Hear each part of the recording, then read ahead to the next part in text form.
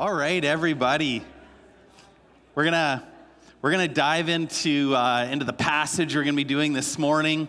It's an exciting passage.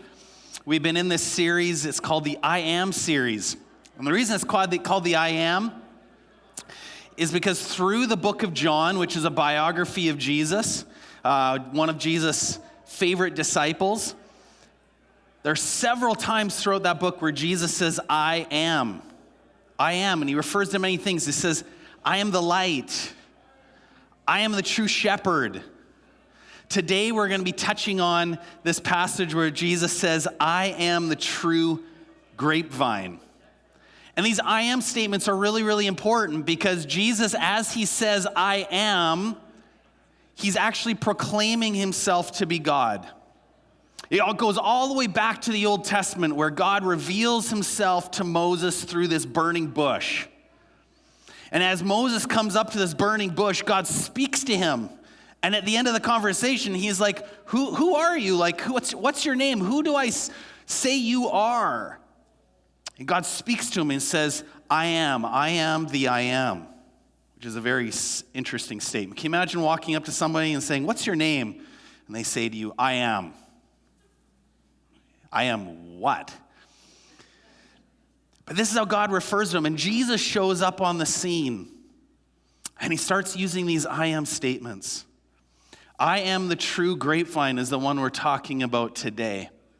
Grapevine is a fabulous metaphor.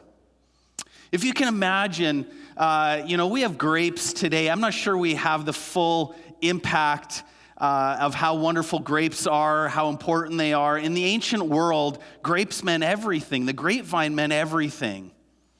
In many ways, it was the heart of their economy. It meant abundance. Everywhere you would go, there would be pictures of grapes. It represented abundance and blessing and goodness. And grapes grew everywhere. And actually today in the modern day world, there's not one continent outside of Antarctica that you can go to that doesn't have grapes growing. It's something that is spread all over the world. In fact, if you look it up on the internet, I believe it says that the wine industry alone is a $350 billion industry in our world today. I mean, that's outside of just you going to the store and buying some grapes. That's just the wine industry. In the ancient world, it was very similar, incredibly important for their well-being. Some grape or some vines, if you were to go to France today, and some incredibly famous vines are known to be growing as far back as the 12th century. That's how old they are. Grapes have been growing on these vines since the 12th century. And when California is one of the largest grape growers in the world, and many of their vines originally came from Europe. Why would they bring it all the way from Europe? Why would some of these vines last since the 12th century? Well, when it comes to the quality of the grapes, they know that the vine is incredibly important. The quality of the vine passes down through into the fruit that is grown. The quality of the vine is what produces amazing grapes. Yes, you fertilize. Yes, you water. Yes, you do all sorts of things. But the vine is the most important. So that brings us to John chapter 15. I'm going to be reading verse 1 to 8. And this is what Jesus says. He says, I am the true grapevine, and my Father is the gardener. He cuts off every branch of mine that doesn't produce fruit, and he prunes the branches that do bear fruit so they will produce even more. You've already been pruned and purified by the message I've given you. Remain in me, and I will remain in you. For a branch cannot produce fruit if it is severed from the vine, and you cannot be fruitful unless you remain in me. Yes, I am the vine, you are the branches. Those who remain in me and I in them will produce much fruit. For apart from me, you can do nothing. Anyone who does not remain in me is thrown away like a useless branch and withers. Some branches are gathered into a pile to be burned. But if you remain in me and my words remain in you, you may ask for anything you want and it will be granted. When you produce much fruit, you are my true disciples. This brings great glory to my Father. This idea of a grapevine that Jesus is tapping into when it comes to this metaphor harkens all the way back to many passages in the Old Testament. The people of Israel, oftentimes in the Old Testament, were called the grapevine or the vine of God. They were God's grapevine, his people. And so as you would walk into the temple, it's interesting, some of the people who wrote history about the temple and the people of Israel, they talked about the entrance of the temple. And as they would walk into the entrance of the temple, there was this huge carved grapevine over the entrance, and it was covered in gold. And it was a reminder to the people of Israel that as they walked into the temple, it was a reminder of who they were called to be. That they were God's grapevine, that they were called to produce good fruit. And so if you look at, there's many passages, but this morning I'll show you Psalm 80, verse 8. It says this, "You brought a vine out of Egypt," referring to God. "You drove out the nations and planted it." It's this word picture of the exodus of the people of Israel coming out of slavery, going into the promised land. And when they were in slavery in Egypt, God took them. They were a grapevine, and he took them out of the ground and he replanted them into Canaan. They were a grapevine out of Egypt that God replanted. Isaiah chapter 5, verse 7 says this, "The nation of Israel is the vineyard of the Lord of heaven's armies. The people of Judah are his pleasant garden. He expected a crop of justice, but instead he found oppression. He expected to find righteousness, but instead he heard cries of violence." So they are a vineyard. They're a grapevine that God is expecting fruit from. But you can see in this passage, the prophet Isaiah speaking to the nation of Israel and said, you guys are supposed to be producing good fruit. There's supposed to be justice. That is part of the fruit that you're supposed to provide as you stay healthy and connected to God, but instead you're producing oppression. You're supposed to be living a righteous life, a right life that blesses people, blesses those around you. Instead, I experience violence. The people around you are experiencing violence. Chuck Swindoll says this, "By declaring himself the true vine, Jesus took the place of Israel, claiming to be the authentic, healthy vineyard the nation failed to become." Jesus stands up in front of all these people and he says, "I am the grapevine." You can imagine how that would have been shocking to them, because I think within the natural Jewish mind, they'd have been thinking, I think you got it wrong, Jesus. Like, we are the grapevine. The nation of Israel is the grapevine. But Jesus steps in and he says, actually, you're not. You're not. As the grapevine, that these people, this nation had failed time and time and time again. And Jesus steps in place of that nation and becomes what they were supposed to be but never could. Jesus becomes that fruitful, healthy grapevine that his people could never become. Jesus is the healthy vine. So it's no longer about connecting into the nation of Israel. It's no longer about being a part of this people group, this ethnic people group. Jesus is saying, I am the grapevine. You need to connect into me. If you connect into me, you're going to be healthy. If you connect into me, you're going to have good fruit.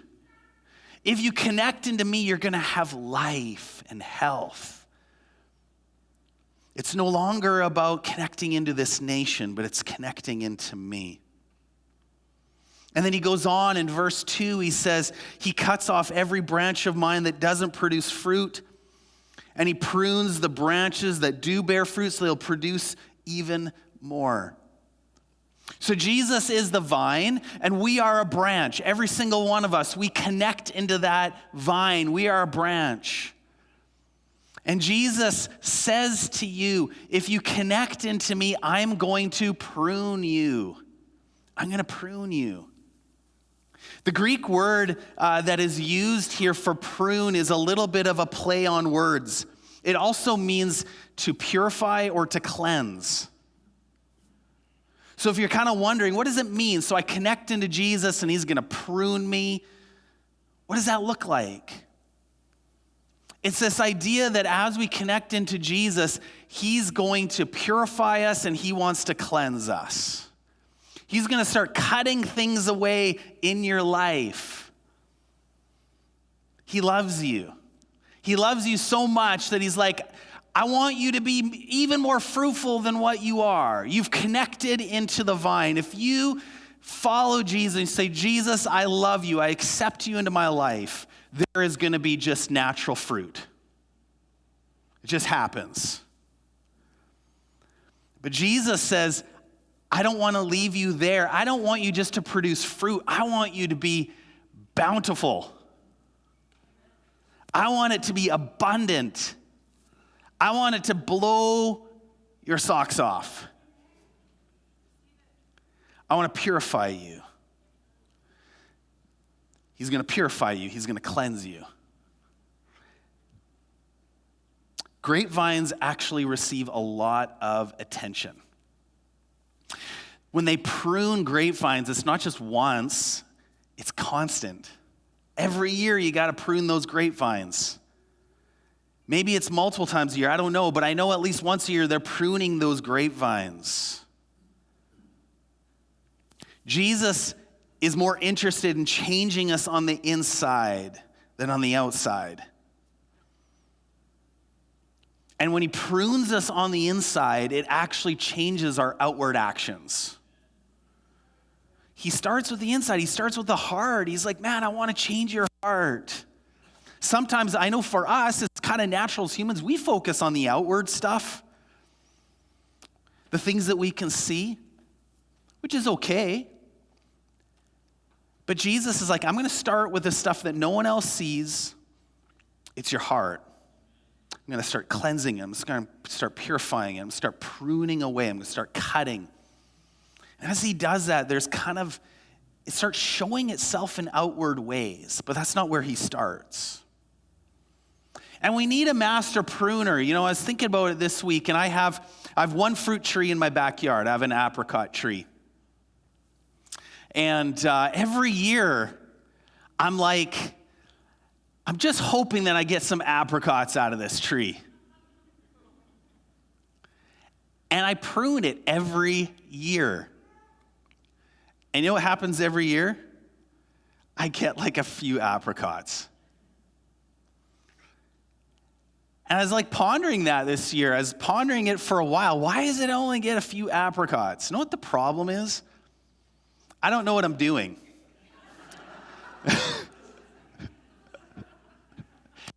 I don't think the issue is the tree. I think the issue is me. Because I just don't know what I'm doing. I'm not trained in this. So it's I think I know I'm cutting off the right stuff, but who knows? Maybe I'm cutting off the wrong stuff. And it made me think about us.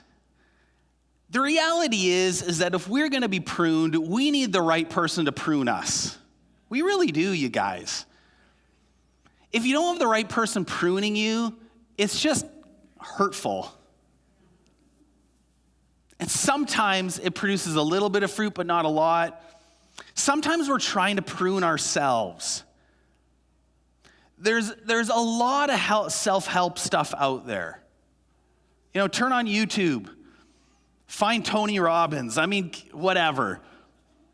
There's a lot of self-help stuff out there where it's all geared towards The strength is within yourself. You have the strength within yourself to change you. And it's within you, and you can improve yourself. And it's not terrible stuff, and you can do that, and like you will improve yourself. But I would encourage you, it's way better to go to the master pruner. You know, it's cheaper for me to prune my apricot tree. But as I continue to do it, I'm probably still going to not get a lot of fruit. I need a master pruner to come in. And the same thing is for our lives. You know what? We really need Jesus. I can't improve myself that much. I can't really produce that much fruit within my own efforts. And you probably feel the same. You've probably been trying all sorts of stuff. It only goes so far. Jesus, we need you to prune us.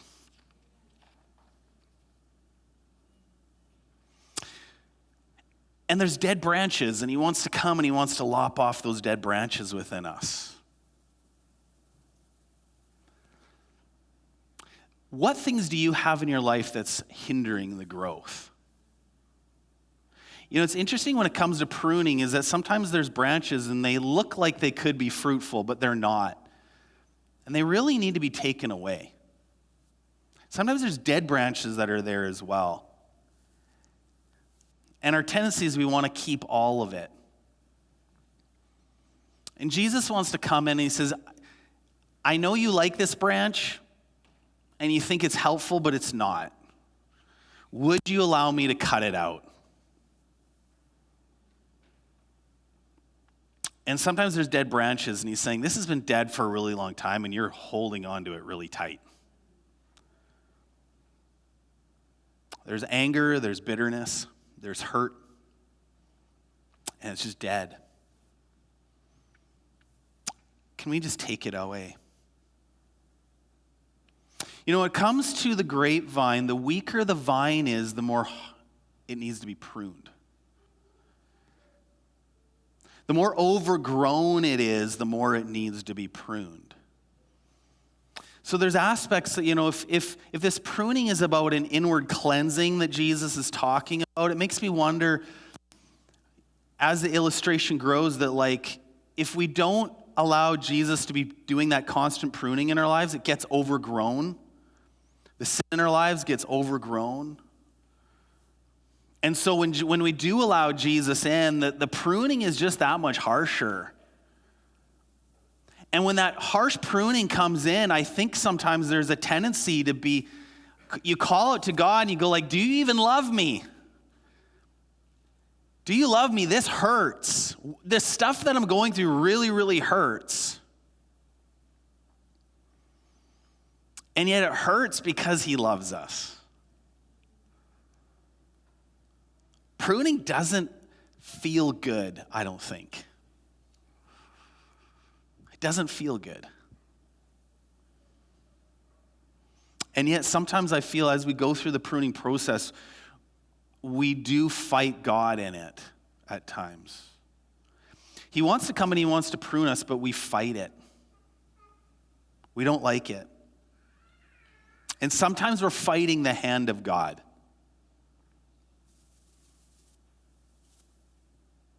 We might not understand it, but we need to trust God that he knows what he's doing.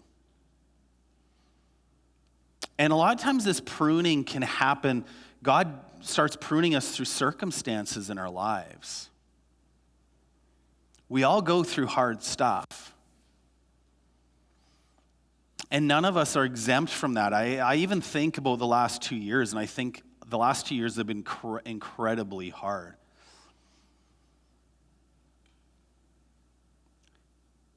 But in the middle of that, I believe that God is wanting to prune us.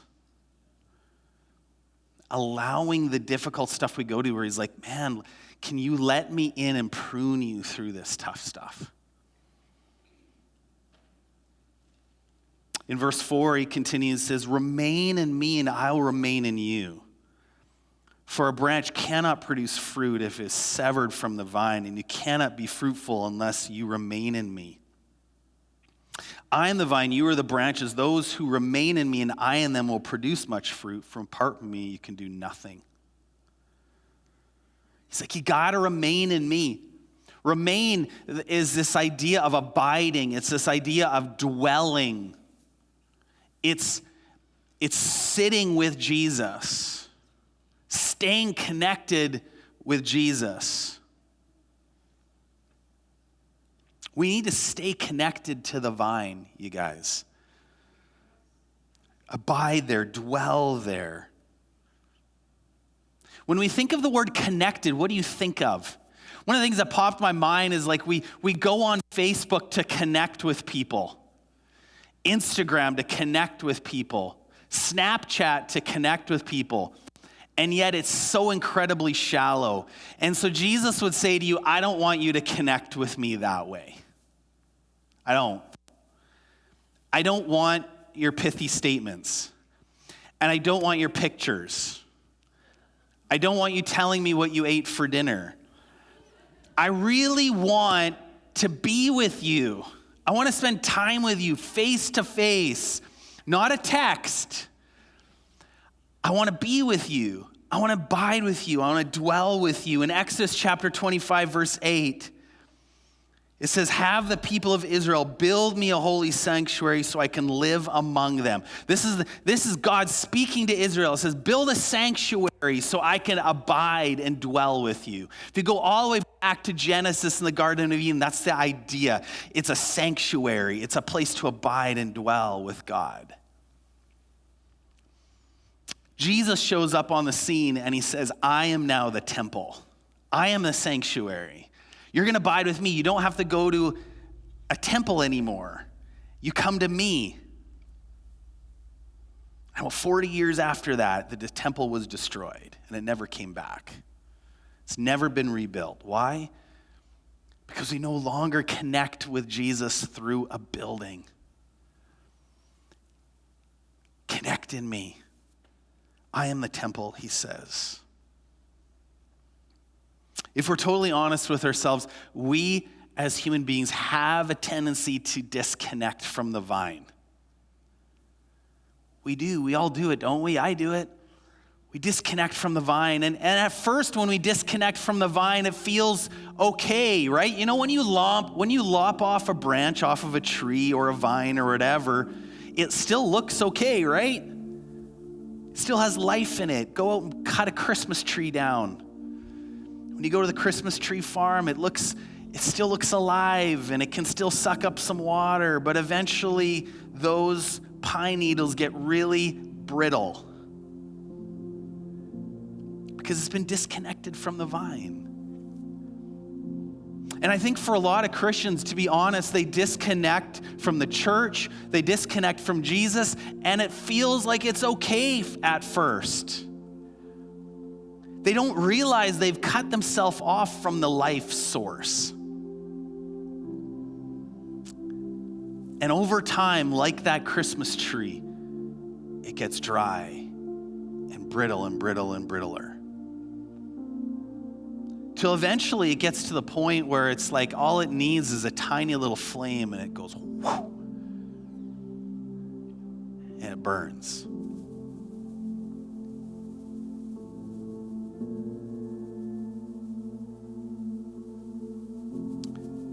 Jesus doesn't want that to happen to us. We dry up and we don't know why. I've known so many Christians that get to a point where they're so dry and they don't know why. And then we question our faith and we say, is it even real? If what I've read, is it even real? Is God real? Is Jesus real? We question the validity of the church. And so we try to make changes within our own lives. And we tell ourselves, I just need more time off. I just need more me time. I just need that. I just need this. Fill in the blanks in terms of what you need. And it's funny because we look at everything, but we don't consider the fact of whether or not we've disconnected from the vine.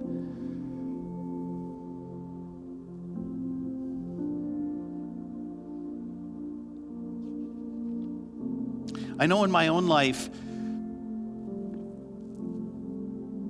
within the last year, it's felt at times just so incredibly tiring.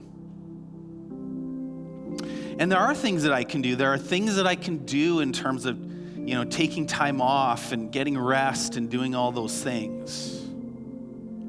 But I know that the Spirit of God, there's something greater that He's speaking to my heart oftentimes. And He's saying, Matt, have you disconnected from the life source? Have you slowly disconnected from me? Because there's only so much time off. There's only so much rest that you can get that's going to help. But you need me.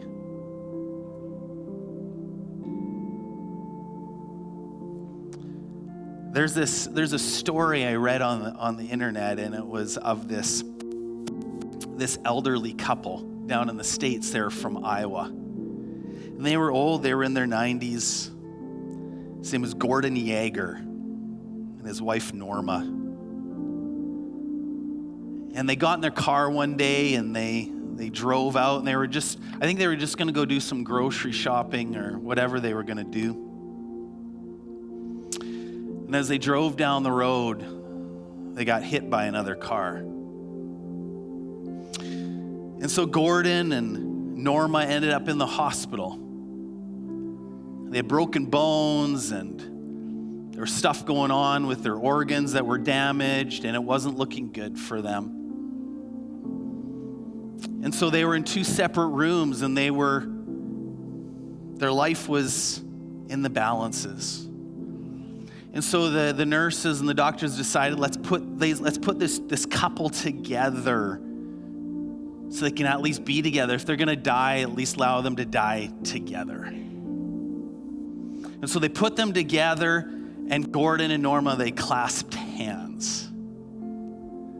They clasped hands, and they held each other's hands. And not much later, Gordon died. Everything stopped. But they still hold hands. Norma still was holding his hand. And one of the strange things they discovered in this is that even though Gordon died, they were watching I don't know what you call it, the little screen, it shows the heartbeat. And Gordon's heart was still thumping, or at least that's what it was showing on the screen. They couldn't figure it out. What they realized is that Norma's heartbeat was flowing through Norm. Or Gordon, I should say. And was registering on the screen. Her life was flowing through Gordon.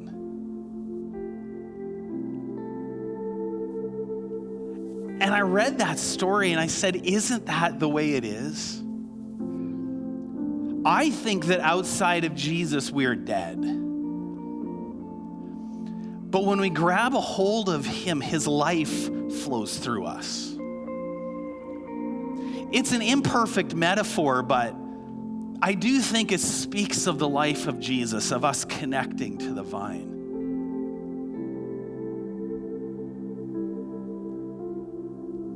If you remain in me and my words remain in you, you may ask for anything you want, it will be granted. When you produce much fruit, you're my true disciples. This is about producing fruit. Jesus is interested in producing fruit. This isn't about us connecting into Jesus and being like, Jesus, I want a Lamborghini.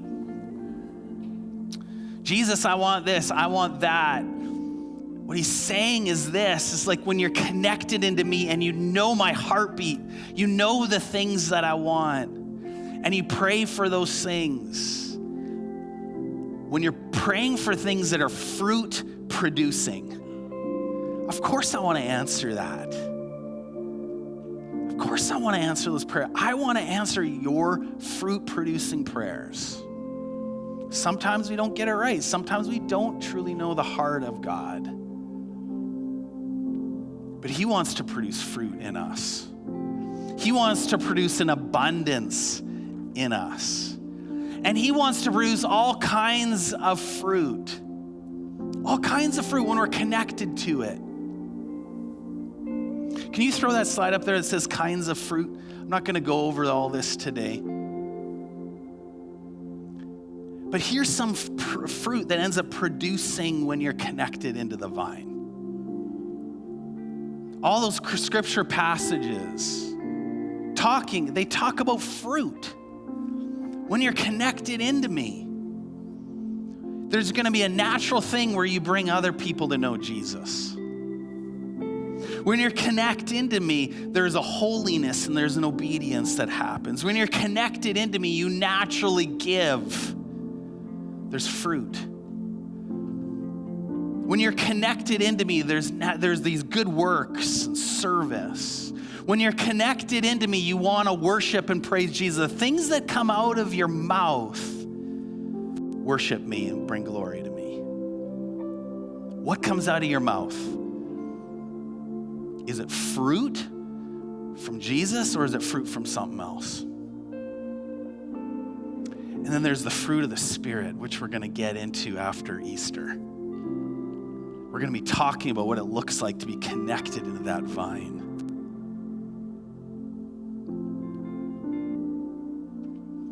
We're going to transition into communion. If my communion servers could come up.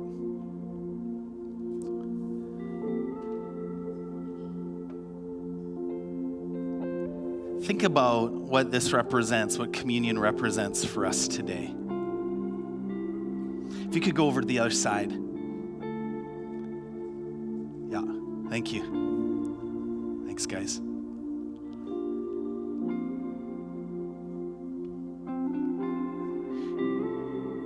Jesus' life produced all sorts of fruit.